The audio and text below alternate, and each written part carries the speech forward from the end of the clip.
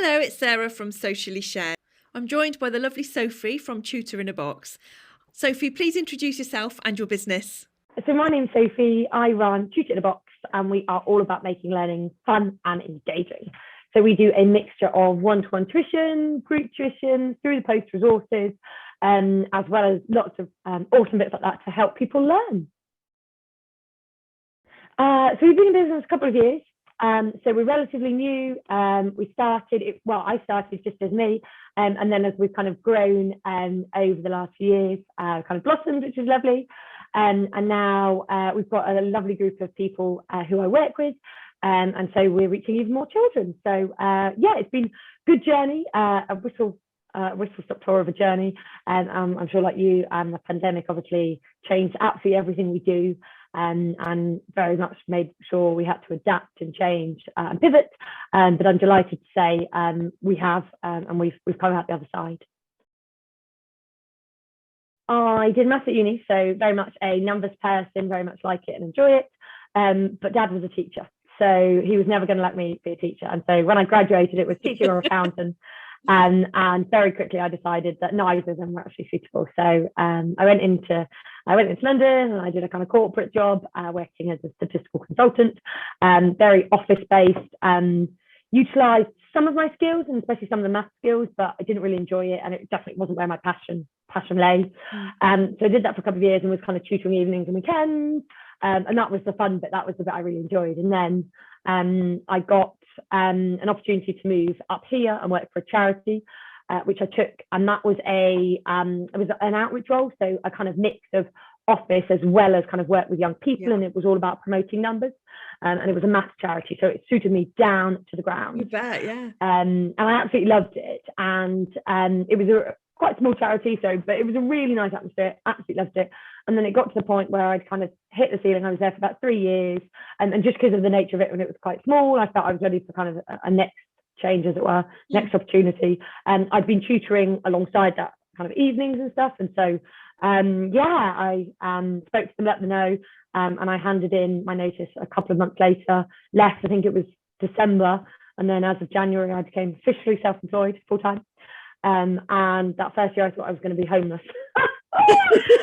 All those things when you start a business. So I was like, how am I going to pay my mortgage? How am I going to do this?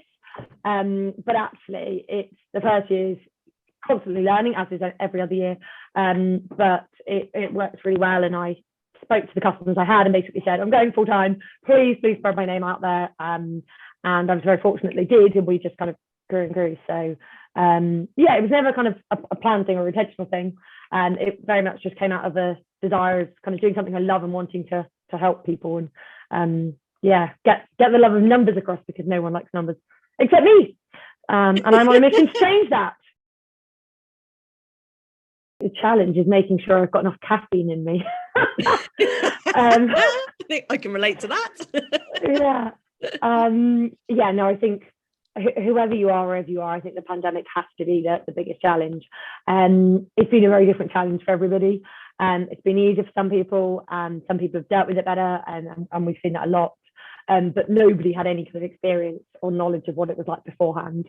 So definitely been a challenge.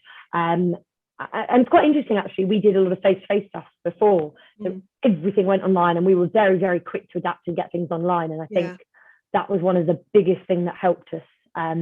It was the Monday that they said the pubs, they didn't recommend going to pubs. Yes. They weren't closed, but they said they didn't recommend going to pubs that week. And then I think it was by the Thursday they said the school would be shutting the following week. Yeah. So that Thursday evening there was a large glass of wine, and all of Friday and Saturday, and most of Sunday actually was spent prepping, planning, working, trying to get things in place.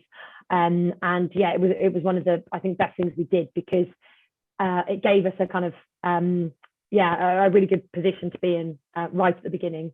I remember when the pandemic first hit and we lost a lot of GCSE students overnight because they cancelled GCSEs. Yes. We had loads of those parents that then said we don't need tuition, and that was quite hard from a business perspective, because we were expecting them for another 3 months or so. So suddenly overnight to lose a huge proportion of the business was very challenging. Yes. So I think there are definitely those peaks and troughs, but it's kind of getting through them and counting the silver linings and the blessings where they are. Yeah. It's a really interesting one. So when we first started, everything was face to face. We always offered online as an option, and we'd done it for about a year or so because we had a couple of students who came recommended to us, but they didn't live near us.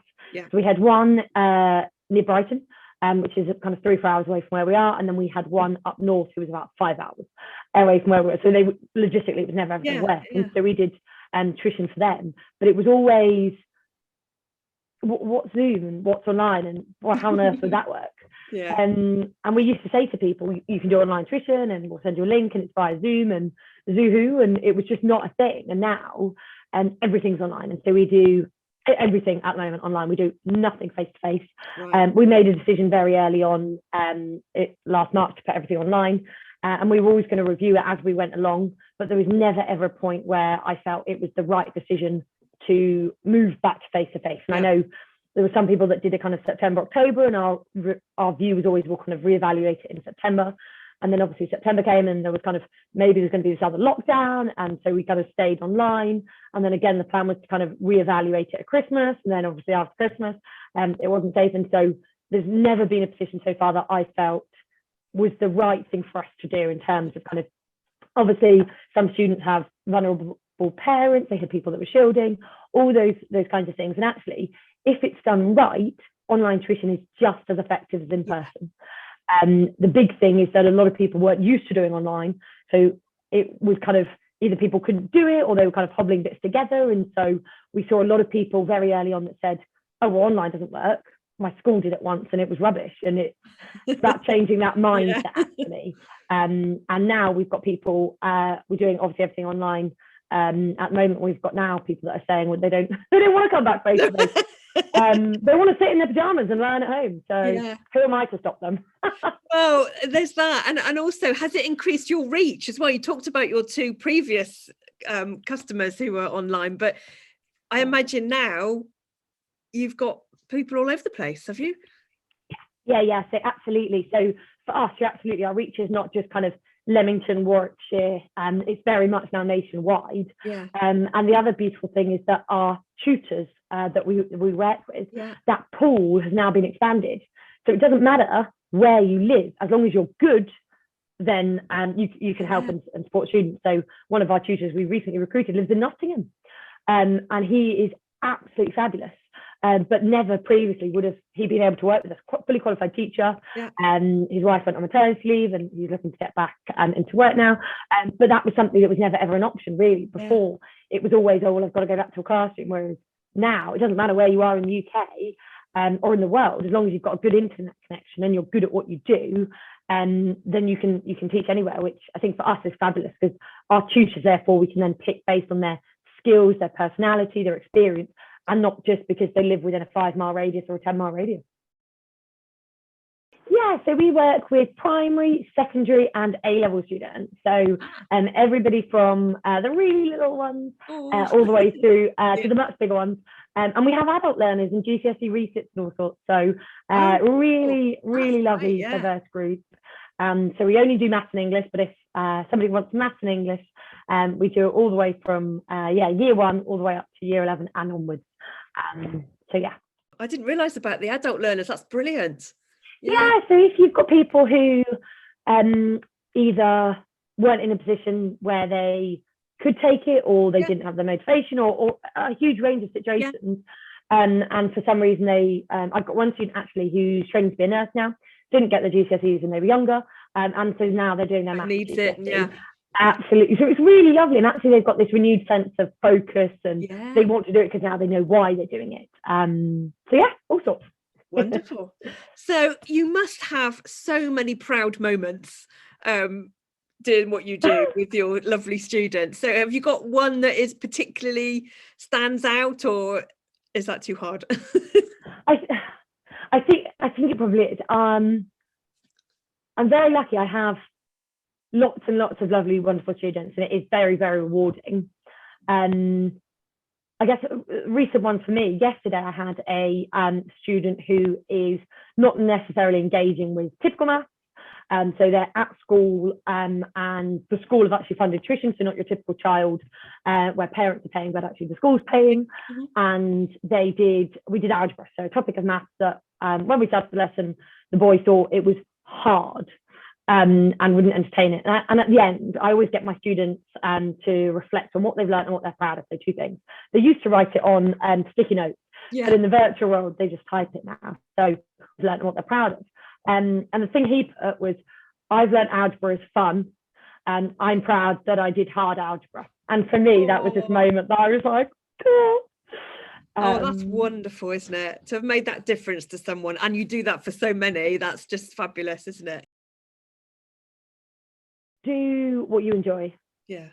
There's a saying that says, do what you love and you'll never work a day in your life.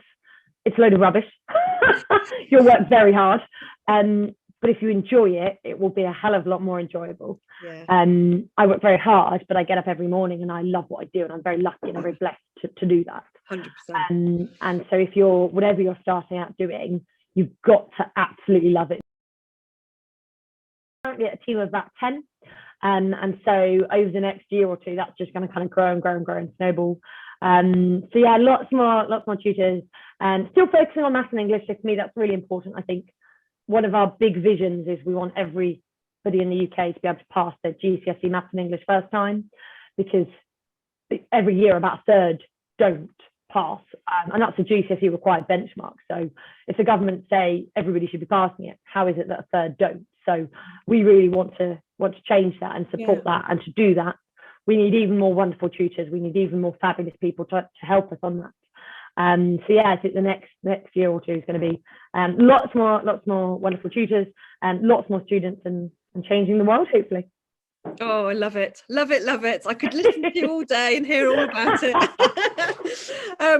Your contact details are going to pop up on the next slide. So anybody who's, needing your services, or is a wannabe tutor, perhaps, will be able to get in touch. So thank you so much for your time. It's been absolutely brilliant. Thank you. It's been a pleasure. Thank you for having me.